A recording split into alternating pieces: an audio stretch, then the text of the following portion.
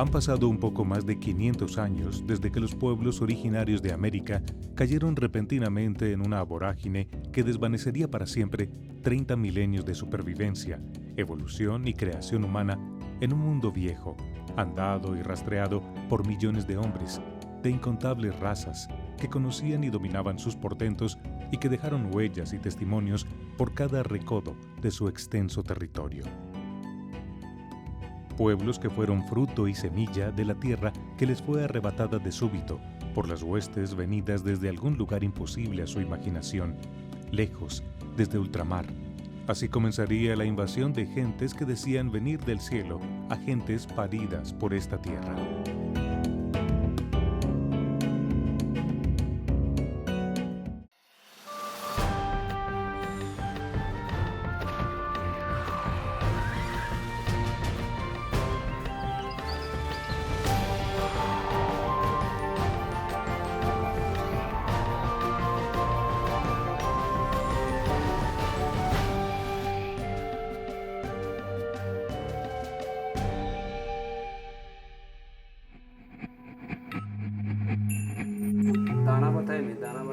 Puchu eskimo mangni dana ba mani biung ba ta koi bana sembe na khawa Alan so mau me base te bote uno biung pombe hir panu to bote dane bida te uno hasta embera atwa festa chontra ke atwa bachi chontra embera wana te rihina bachi da mangta atwa se bote mane bida mane bida halan so ke te plasen masen semburin do ye mane na da biung tu ba ta koi bana sibi mane be na biyo bira posa atwa ko sembe mane bi mana mo anya hala sa de te bote Manya, anya bebe de ko ebote.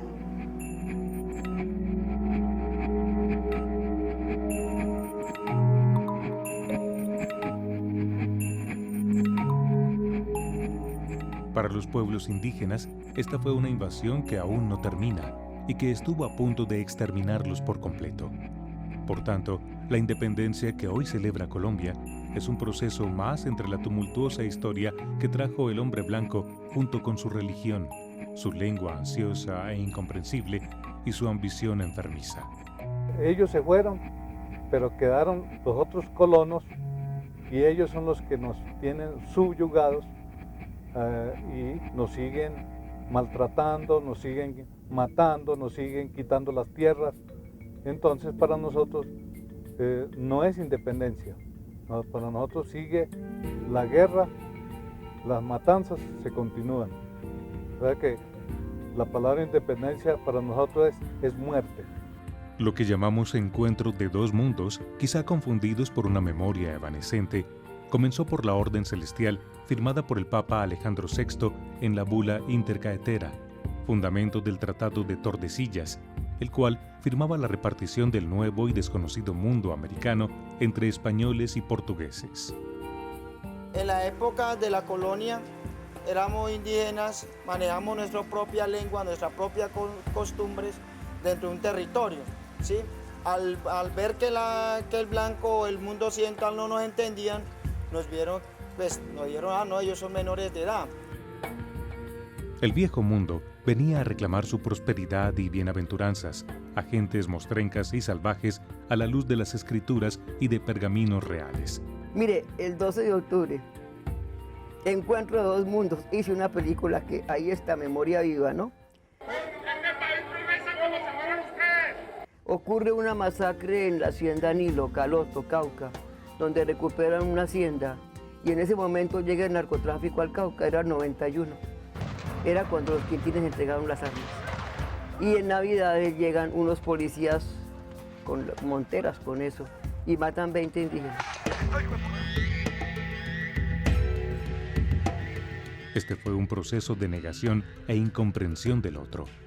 Sin tiempo para mirarse y entender la fuerza humana que ya imperaba en América muchos siglos antes de la conquista y que enarboló civilizaciones florecientes y extintas, la voracidad y la ambición tardaría poco en propiciar el peor genocidio de la historia del hombre. No se conoce que hay representados en este momento en el país 87 culturas sobreviviendo. Han llegado hasta aquí. Estamos aquí. No hemos desaparecido. No somos las narigueras que se ven en los museos. No somos los tatuajes que se pintan los compañeros que en la actualidad pues hablan de tribus. No, nosotros estamos aquí cargando esa historia con el encontronazo que hubo entre estos dos mundos. Se calcula que de una población de casi 80 millones de indígenas vivos a la fecha de la conquista, en medio siglo quedaría reducida en un 90%. Las enfermedades, la esclavitud, el repartimiento, la guerra, los tributos a un nuevo rey diezmaron los pueblos originarios de América. En Colombia, en 1778, se reportaba la existencia de apenas 450.000 indígenas de un total de 10 millones. Que se hable de conquista, de descubrimiento, ya los mismos líderes mayores han manejado, no, es que eso fue un genocidio, o sea, eso no fue ningún descubrimiento, ya nosotros existíamos, nosotros estábamos en nuestra tierra y aquí vinieron a atropellarnos. Lo que en nombre de Dios se destruyó encontró sosiego en la compasión inspirada en el mismo Dios. Quizá ya tarde, la corona española y la Iglesia, a través de Fray Bartolomé de las Casas, detuvo la acelerada destrucción e incluyeron al pueblo indígena entre los hijos del cielo. De pronto, al principio, la Iglesia tomó la parte de evangelización, pero en aplicarles como nuestra propia espiritualidad, nuestra propia religión. O sea, se decía que evangelizarlos era que ellos fueran católicos. Pero luego se fue entendiendo que ellos, los indígenas, tenían su propia espiritualidad. Ellos tienen sus ritos, sus celebraciones, tienen todas sus creencias.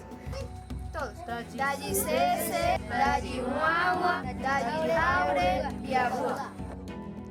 La evangelización fue por mucho tiempo la condición por la cual la vida del indígena se respetaba parcialmente y hasta hoy lo que les separaba de la vida salvaje y por tanto exterminable. El indígena entonces pasó de ser esclavo a vasallo y expulsado de su territorio. En este momento, pues culturalmente manejamos la tierra que tenemos poquitico, que el Estado dejó un poquitico a nosotros y ya ahora quiere explotar también. Por eso no queremos que explote la tierra, porque si explota la tierra, en este momento se acaba con nosotros. Solo las tierras altas y lejanas a lo que fueron asiento de sus civilizaciones fue devuelto en pequeñas fracciones en calidad de resguardos y sus derechos reconocidos so pena de tributo y obediencia al rey y a Dios.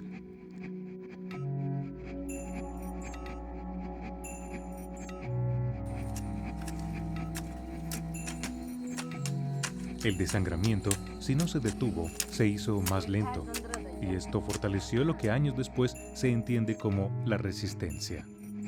Cada uno de estos pueblos ha soportado y combatido fuerzas que parecían superiores durante cientos de generaciones. La lengua y la cosmovisión indígena que vive entre los pueblos que quedan y conocemos es una tremenda muestra de estoicismo y de resistencia a la muerte que por poco la extingue. Porque se cree que no existimos. Cuando yo hablo con compañeros de colegios, con niños de colegios, me preguntan, ¿y usted es indígena? Yo sí soy indígena. Ah, sí, ¿y cómo se llaman esos indígenas suyos? Yo les digo, emberas. Y ellos creen que solo hay emberas. Y que todos los indígenas hablamos el mismo idioma. Resistimos. Creemos que podemos dar un legado también a la humanidad. Queremos que se tome ese conocimiento. Queremos ofrecérselos. Siempre se los hemos ofrecido. No les hemos negado lo que somos. La República significaba para muchos pueblos indígenas poner en riesgo la tenue estabilidad ganada con la corona española a cambio de ideas liberales que homogenizarían los colores y arrebatarían definitivamente las propiedades y prebendas conseguidas en los siglos de lucha, por lo cual muchos de ellos apoyaron los ejércitos de la corona española. En Colombia, una vez avanzaba la guerra de la independencia a favor de los criollos, Bolívar firmó un decreto ordenando la devolución de las tierras arrebatadas a los indígenas. Sin embargo, en 1821, la Constitución se autoriza la división de resguardos territoriales, confirmando los temores que suscitaba la independencia. Ahora cuando llegaba a este cerro, veía y veo toda la colonización que ha habido de estos territorios. Cuánta sangre y cuántas tristezas de los nuestros vistas espiritualmente desde aquí, para que esta ciudad crezca, florezca en medio de una modernidad. Hubo que anular las etnias que habían existido aquí, en el Valle del Aburrá. En 1890 se firma el decreto que determina la manera cómo deben ser gobernados los salvajes que se reduzcan a la vida civilizada. Y hay un racismo muy grande. El racismo existe. Cuando quieren ofender, que usan, eres muy indio, ya te salió el indio. Después de medio siglo, se daba lo que por mucho tiempo se reclamó: fuero especial, territorios comunales y gobierno propio. Pero al poco tiempo, la Colombia de terratenientes y de siervos sin tierra derogaría la iniciativa y exigía de nuevo la lucha.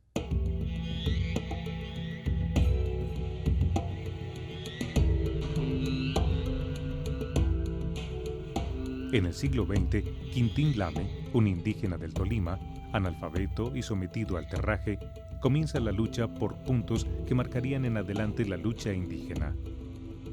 La recuperación y ampliación de la tierra de los resguardos, el fortalecimiento de los cabildos, el no pago del terraje, dar a conocer las leyes y formar profesores indígenas. Ese fue el personaje que lo persiguieron, estuvo en la cárcel por defender la causa indígena y fue el primero que leyó la cartillita. No pagar terraje, recuperar las tierras, la historia, la cultura. Entonces empiezan las escuelas bilingües, que es importantísimo el trabajo de educación. Recuperar la historia de una manera crítica. Marta Rodríguez ha pasado la mayor parte de su vida acompañando los pueblos indígenas y presenciando sus luchas. Sabe que, por ejemplo, en los llanos orientales era lícito cazar indígenas y fue testigo de los martirios que la ambición todavía inflige sobre sus comunidades. Yo creo que la sociedad colombiana nunca ha sido como consciente del valor de los pueblos indígenas. Década tras década, los logros y la independencia indígena solicitan muertes. Sin embargo, el resistir es seguir hollando la tierra con los pies, sin dejar de caminar sobre el territorio que aún les es familiar y propio, entre el cielo que aún no les reconoce y la tierra que les pertenece.